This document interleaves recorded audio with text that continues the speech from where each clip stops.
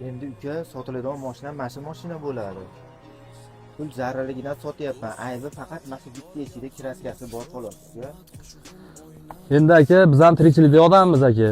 Shu 4.5 ga bersiz, qolaveradi mashina 1-2 foydalanib olamiz aka biz ham. Endi uka men ham pul zararligidan sotyapman.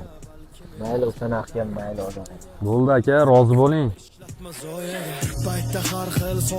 Barakasini bersin aka. Bo'ldi, o'rta klientingni olib kelurchi, gaplashamiz. Ko'rsinchi mashinani.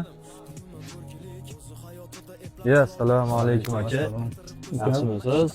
To'yda charchoqlari chiqdimi aka? Yaxshi gapiraman. Charchamasdan.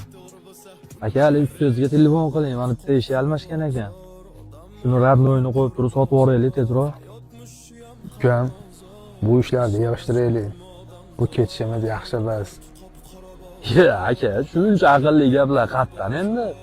Qachondan o'zgarib qoldingiz aka? Xabarim bor. Yaqinda ukamga to'y qildim. Ukam uyladim.